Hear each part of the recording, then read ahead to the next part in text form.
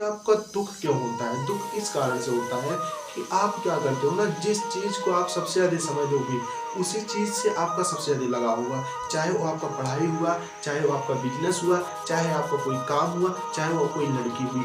जिसके ऊपर आप सबसे ज़्यादा समय दोगे ना, वही ना आपका लगाव उसी से सबसे ज़्यादा होगा।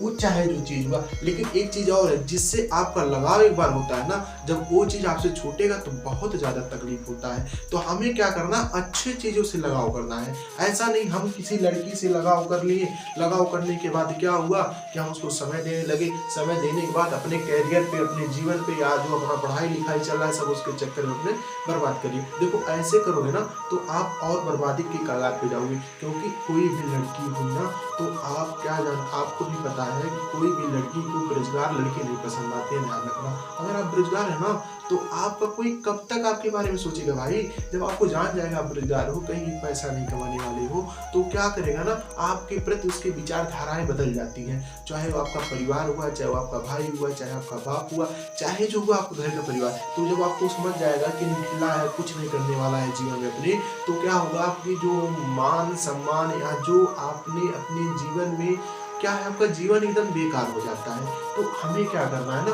बैठे नहीं रहना, कुछ तो कुछ ज़रूर करना है। देखिए आजकल के बच्चे क्या है ना कि वो पढ़ते तो हैं, लेकिन पढ़ने के साथ-साथ उनका एक अलग नशा हो गया है कि वो किसी लड़की से रात-रात भर बातें कर रहे हैं, बाहर जाके तैयारी कर रहे हैं और उसके बाद लड़की से बात-बात कर रहे हैं। कहाँ से तुम्हारा एग्ज़ाम क्लियर होगा भाई? अरे भाई तुमको पढ़ाई पर समय देना है, तुम कहीं और समय दे रहे हो, तो वो तुम जो समय दे रहे हो, तो उस समय का जो रिज़ल्ट आएगा अच्छा थोड़ी ना आएगा। अगर जब तुम पढ़ाई पे समय दोगे तब तो रिज़ल्ट अच्छा आएगा ना।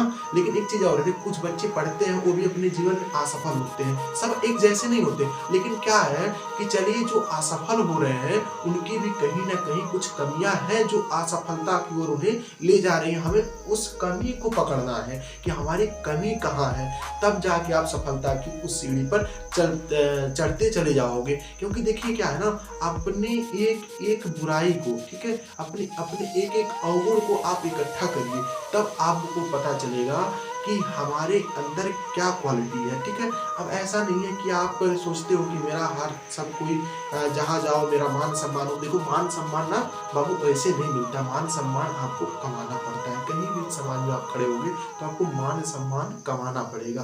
अब मान-सम्मान कमाओगे कैसे? या तो आपके पास सरकारी जॉब होना चाहिए, या तो आप बहुत बड़े पद पे हो, या तो आपका पारिवारिक बैकग्राउंड बहुत अच्छा हो, ठीक है? देखिए आपका पारिवारिक बैकग्राउंड बहुत अच्छा है, अगर आप कुछ नहीं करते हो तब भी आपको कोई मान-सम्मान नहीं। वैसे भी देख लीजिए राहुल गांधी जी हैं, ठीक है? राहुल गांधी जी हैं, अब क्या है ना, उनके पास क्या धन की कमी है, लेकिन लोग उनका मीम बनाते हैं कि नहीं बनाते हैं? ऐसा नहीं है कि वो बंदा जानकार नहीं है, लेकिन क्या अपने जीवन में कोई सफलता नहीं अचीव कर पाया, इसलिए उसका क्या करते हैं, देखिए सोशल मीडिया में सबसे ज़्यादा मीम उन्हीं का बनता है। तो ऐसा नहीं है, जब तक आप अपने जीवन में कुछ करोगे नहीं ना, तो आप पारिवारिक बैकग्राउंड से कितने भी अच्छे रहो ना, आपका मीम बनता रहेगा, आपका लोग मज़ाक बनाते ही रहेंगे, ध्यान रखना।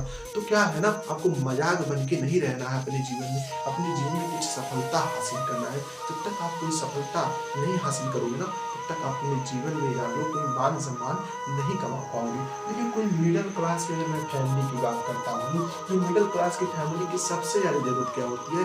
एक सरकारी जॉब। अगर उसके घर में एक सरकारी जॉब हो जाता है ना, तो यकीनन मान के चलिए उसका आधे से ज़्यादा दुःख दर्द खत्म हो जाता है। क्योंकि जो मिडल क्लास फैमिली होते हैं ना, उसके लिए सरकारी नौकरी बहुत ज़रूरी होती है, क्योंकि अगर उसके घर का एक लड़का सरकारी नौकरी पा जाता है, तो पूरे परिवार को चलाता है, ध्यान रखना।